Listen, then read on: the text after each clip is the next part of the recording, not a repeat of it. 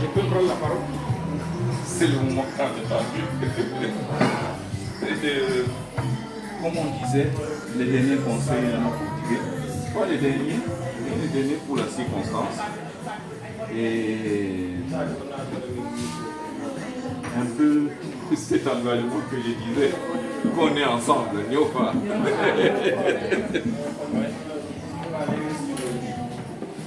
En tout cas, vraiment, mon premier mot serait un mot de un grand remerciement. Parce que, comme tu l'as dit, ce n'est pas le nombre qui compte. D'accord? Mais depuis que vous êtes ici, tout ce que vous avez sorti, pour moi, ça me touche droit au cœur. Et c'est important, c'est substantiel. Si vous comparez ça avec la cérémonie qu'on a eue l'autre fois, la grande, là-bas c'était beaucoup plus formel. C'est protocolaire, c'est formel, on dit des mots pour apprécier comme ça. Mais ici, vous sentez qu'il y a quelque chose avec un attachement. Donc pour moi, ça c'est fondamental. Et je voulais vous remercier, vous dire vraiment merci de tout mon cœur. Au moins, je peux partir avec le cœur rassuré. Même pour les collègues qui sont pas là, veuillez rapporter ça pour eux. Ils n'ont pas été présents, mais l'esprit d'équipe, l'esprit de famille, l'esprit d'attachement qu'on a développé au sein de notre section, je pars avec et je sais que vous gardez le même. Vous savez, moi j'ai grandi dans une famille, c'est pas ma maman qui m'a élevé. J'ai grandi avec les femmes de mon père. Mon père était un polygame. Et si vous me voyez chaque jour je me bats, c'est pas pour rien. C'est depuis mon enfance. Et je me dis que la vie de chaque jour amène plein de défis. Et c'est en maintenant cette capacité de faire face que vous pouvez, quelles que soient les circonstances, quelles que soient les situations, essayer de vous en sortir. Et ça, je l'ai appris depuis mon enfance. Mon papa m'aimait beaucoup, il me choyait beaucoup. Parmi tous ses enfants, j'étais peut-être le plus choyé, mais ça m'a posé beaucoup d'adversité en même temps. Adversité non seulement avec mes frères, mais aussi avec ces femmes qui ne sont pas nécessairement au même moment. Donc ce que moi, je vivais chaque jour, lui ne le savait pas. Donc je gérais les choses à ma façon. Donc j'ai adopté ça comme un style, que ce soit dans le domaine professionnel ou bien dans le domaine privé, familial, je suis toujours comme ça. Quand vous venez vers moi, assurez-vous que ce que vous êtes en train de faire atteigne ces résultats, comme tu le dis, et soit correct. Parce que c'est seulement comme ça que vous pouvez progresser. Si vous ne le faites pas de cette façon, vous aurez l'impression de progresser, mais au bout d'un certain moment, vous allez revenir au point de départ. Donc c'est toujours mieux, c'est un problème de choix, c'est toujours mieux de bien faire au départ. Si ce n'est pas le cas, vous allez être rattrapé par le temps et par ce que vous produisez. Je voulais m'excuser pour tout ce que j'ai pu frustrer avec cette approche, mais parfois c'est pour vous faire prendre conscience d'une chose. Parce que moi, la position où je suis, il y a beaucoup de choses que je vois, que j'entends, que j'observe. Peut-être que vous n'êtes pas au courant de ça. Donc, une manière pour moi de vous le refléter, d'accord, c'est d'utiliser parfois de façon directe comme ça. Ça vous choque, mais en même temps, ça vous réveille sur quelque chose de précis. C'est ça. Mais loin de moi, l'idée de garder ça dans le cœur, je ne l'ai jamais fait. Parce que pour moi, une équipe, ça se progresse ensemble. D'accord? Une équipe ne progresse pas parce que le chef est bon ou bien parce qu'un membre de l'équipe est bon. Non, ça progresse ensemble. C'est pour ça que je dis la force d'une équipe réside dans son maillon le plus faible. Voilà. Ça réside dans son maillon le plus faible. Ça, c'est très important. Ça veut dire quoi? Ça veut dire qu'au sein de l'équipe, vous devrez tout le temps vous soutenir. D'accord? Parce qu'on n'est pas fait de la même façon. Mais chacun de nous a quelque chose de précieux qui n'est pas forcément la même chose que l'autre. Et c'est en mettant tout ça ensemble qu'on peut obtenir des résultats et même obtenir du trésor, si je peux dire. D'accord? Donc ça, c'est un peu Moi, c'est un peu ma philosophie. C'est un peu ma manière de faire. Donc, je m'excuse beaucoup. Chaque fois où on a eu des accrochages, je me rappelle, Cécilia est venue en force dans mon bureau, la fois où on devrait construire la case culturelle. Mais ce qu'elle n'a pas compris, elle n'a pas compris la dimension politique qu'il y avait derrière. Ça, c'est à moi de gérer. J'ai dit, ok, tu m'as cité tes règles, aujourd'hui c'est toi qui me cites les règles. Tu as fini? Elle dit oui. J'ai dit, moi je prends la décision. On va de l'avant. D'accord? Elle dit oui. Voilà, donc c'est comme ça. On est tous complémentaires les uns les autres. Alors, si j'ai un conseil à vous donner, c'est d'abord la solidarité entre vous. Il faut vous soutenir. Ça, c'est très important. D'accord? Vous soutenir, ça veut dire quoi? Ça veut dire partager les difficultés que vous avez et n'hésitez pas à demander de l'appui. Si moi j'ai quelque chose que je ne comprends pas, si je sais que Cécilia connaît ça ou bien ma gloire c'est son domaine, je vais vers lui, je lui pose la question. Il n'y a pas de honte à demander ça. Il n'y a pas de honte. Vous n'allez jamais trouver quelqu'un qui est omniscient sur la terre. Ça n'existe pas ça. Il n'y a que Dieu seul. Donc, Dieu nous a conçus tel que c'est en nous mettant ensemble qu'on peut agir. Donc, mon premier mot serait la solidarité. D'accord? Mais vous savez, on est des humains. La vie en équipe ne se limite pas seulement au bureau. Si vous limitez vos contacts, etc., simplement sur les questions de procédure, tout ça, vous n'allez pas vous connaître. Et quelque part, vous allez sentir que le travail se bloque. Il y aura beaucoup d'incompréhension. C'est pour ça que moi, j'aime toujours avoir un contact direct. Quand j'ai commencé ici, entre les staffs et moi, j'avais les chefs de section. Les chefs de section m'ont dit, ah, il faut te mettre un peu à l'écart, tu nous laisses nos staffs. J'ai dit, ok, je n'ai pas de problème. Maintenant, au bout d'un certain temps, les staffs me disent, ah, on ne vous voit pas, vous êtes trop loin. J'ai dit, mais finalement, où est-ce que je vais me laisser? Vous voyez que ce n'est pas facile. Il faut essayer de trouver tout le temps l'équilibre, ce n'est pas évident. Mais le contact avec les uns et les autres, c'est important. Ça, c'est très important. C'est seulement comme ça que vous pouvez comprendre les problèmes des gens, savoir quelles difficultés ils sont confrontés. Et puis la communication, elle est importante. Il faut tout le temps communiquer. Si vous avez des problèmes, communiquez avec vos chefs, communiquez avec ceux qui sont autour de vous, surtout ceux qui sont impliqués dans ce que vous faites. Ça, c'est important. C'est très important. Vous savez qu'on appartient à une organisation qui a des valeurs. Souvent, on oublie quand on travaille. On oublie. Et la plupart du temps, après, on a des sérieux problèmes parce qu'à un moment ou à un autre, on a oublié les valeurs de l'organisation. Ça, il ne faut jamais perdre de vue ça.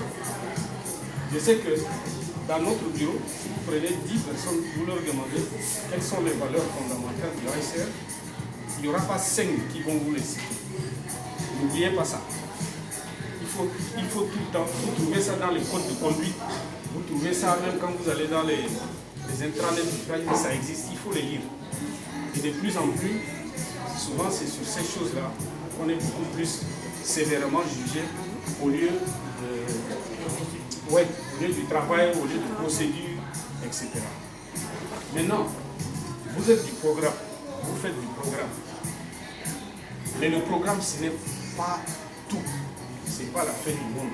Ce n'est pas la finalité. Pas du tout. Il faut se remettre en cause.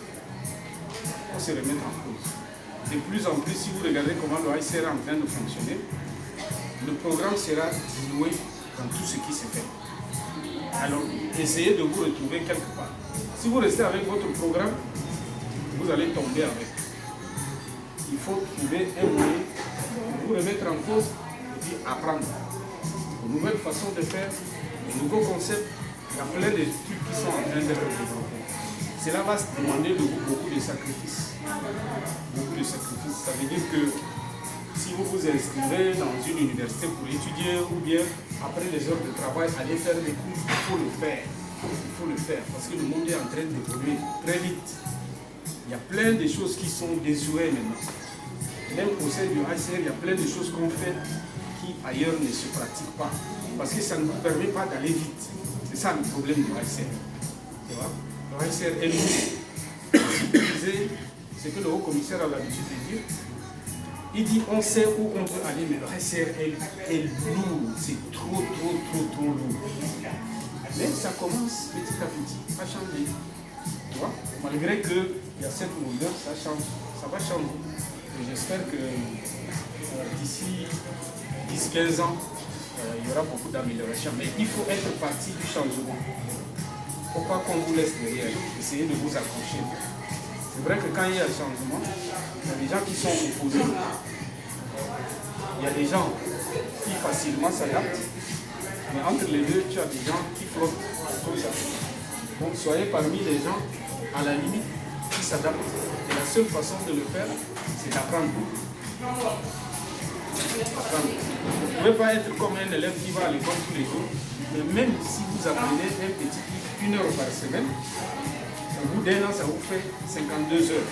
Et c'est déjà quelque chose. C'est de ça qu'il s'agit. Vraiment, faites-le. Voilà. Je voulais vous remercier. Vraiment, je ne vais pas prendre votre temps. Le fait que ce soit un samedi, vous avez sacrifié votre famille, votre propre temps pour venir, pour moi, ça dit beaucoup. Parce que je disais à quel moment, il dit, est-ce que c'est pas mieux de faire un jour où le noyer ouvrable? Comme ça, les gens, ils ont 1 heure de temps, ils finissent, après ils rentrent chez eux. Plutôt que de prendre leur samedi encore, mais ça me va droit au cœur. Il n'y a rien de plus cher que de me donner de votre temps, de votre présence et de me faire ce témoignage. Mais sachez-le, je vous porte tous dans mon cœur. Et Dakar fait partie de moi, parce que c'est à partir de Dakar que pour la première fois je vais à ce poste-là. Je sais qu'il y a beaucoup de défis, mais je serai comme un pécheur sénégalais. Et ça, vous pouvez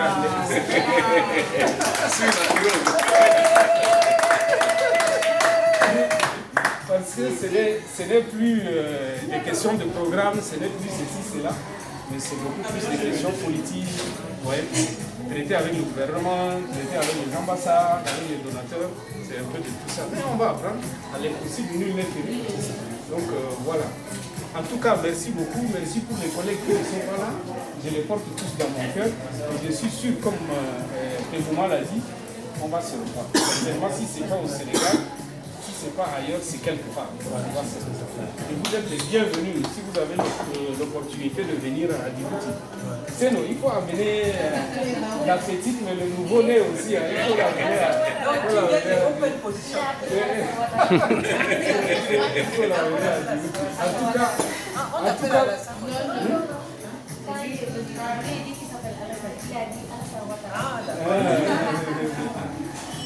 En tout cas, je parle avec beaucoup de souvenirs de ma section. Et à la section, j'aime tout le monde. Parce que je sais que tous vous avez des rôles. Vous croyez que je ne sais pas. Je sais tout ce qui se passe. Je connais la dynamique de l'équipe. Et c'est ça qui est bien. Parce que quand vous connaissez la dynamique de l'équipe, ça fonctionne très bien. D'accord? Chez les assistants, c'est Babacar qui est le chef de la basse-cour. C'est le maître de la basse-cour. Mais il n'a pas beaucoup de chance parce que Marie-Rose le rappelle toujours à l'ordre. Alors, comment c'est Magat Sek. Ça, c'est monsieur patron. Il est dans son coin, il ne veut pas qu'on le dérange.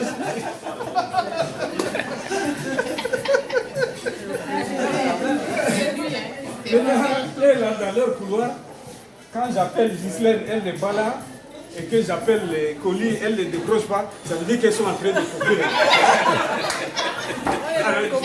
Je marche, je viens, je les trouve, je dis voilà. Je savais que vous étiez en train de faire vos zombies là. Alors, Fatih n'aime pas les chiffres. Donc chaque fois que je lui envoie seulement, je lui envoie. Quand quelque chose arrive, je dis Fatih. Vous savez, c'est ça qui fait la force du l'équipe. C'est ça qui donne. On a des hauts, on a des bas, mais ensemble, on est. Vous voyez, C'est très bien. Madame de fer.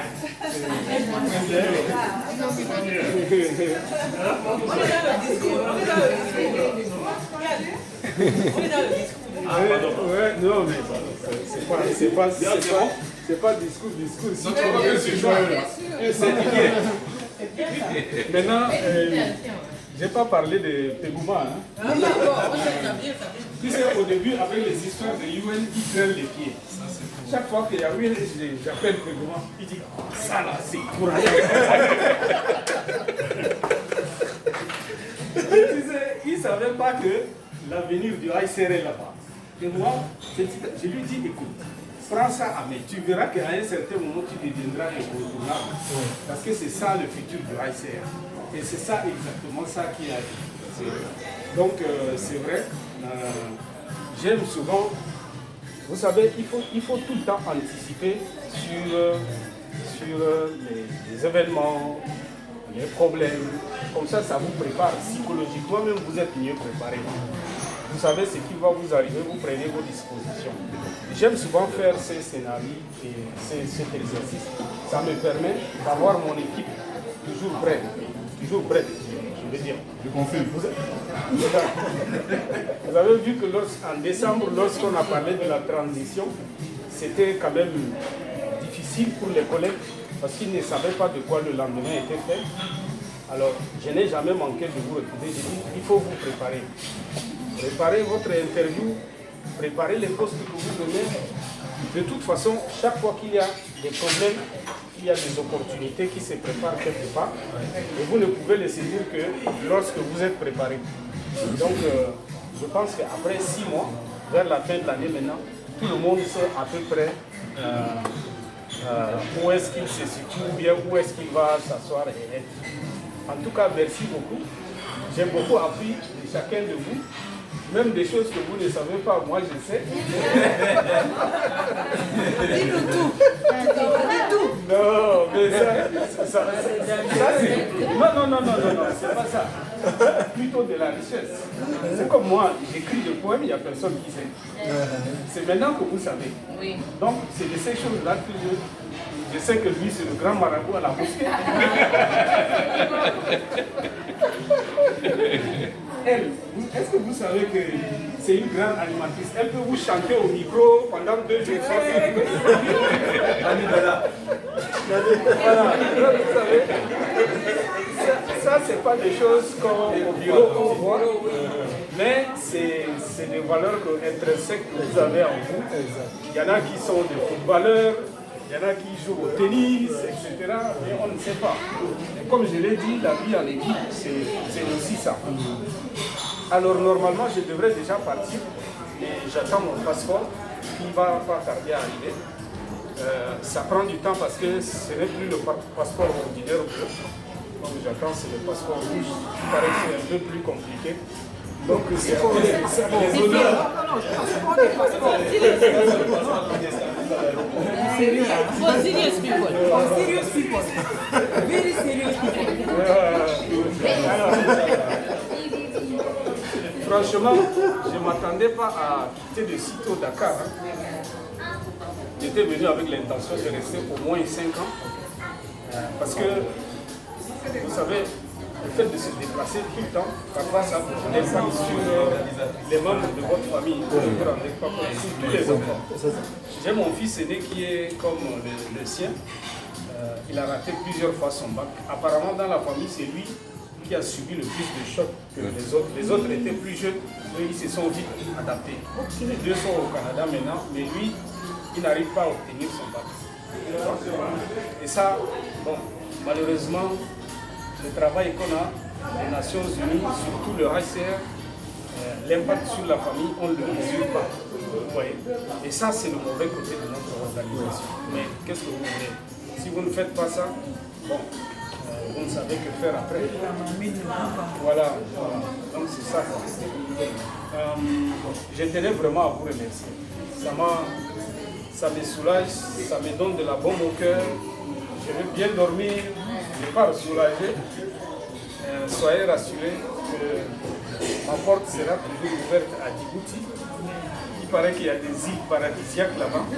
Et quand vous voulez aller en week-end, vous allez sur une île. Donc vous êtes les bienvenus si l'occasion se présente. En tout cas, c'est la meilleure des équipes que j'ai eues ici.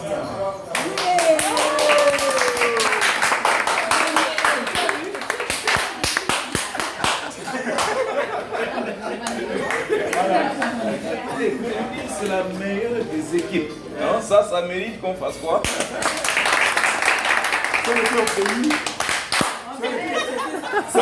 Ça comme on dit, fais ça entre nous. Mais quand tu vas dans les réunions diplomatiques là, ne fais pas ça. Et tu sais, le jour où on lançait le MYMP là-bas, il tape comme ça, il fait tape. Il a fait un retraite aussi. Va lui dire qu'il avait le grand ici. Il faut laisser son jeu là. Et tu étais le MC, non? Il était le MCO. Il est le MCO. Et il tapait ça au micro.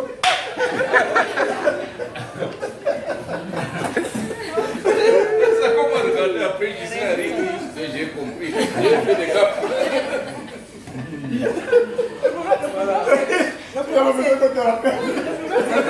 Je voulais encore faire ça une fois pour dire ça, pour que j'ai compris. C'est tout ma gueule, moi. Moi, j'étais derrière sa corde. Et sa corde, lui, me gros. Va lui dire. Il fallait que... Mais non, le jour-là, c'était sérieux. Il y a le représentant de l'ambassade de France qui disait, dites-nous combien ça coûte. Je fais une plaisanterie en disant, bon, vous avez le chèque. Et c'est à ce moment que je me mets à jouer devant tout le monde. Voilà. En tout cas, je peux vous assurer que sur mon bureau, je vais mettre tous ces cadeaux-là, y compris le lion et le baobab que j'ai à la maison. Merci beaucoup. C'est comme ma photo de femme.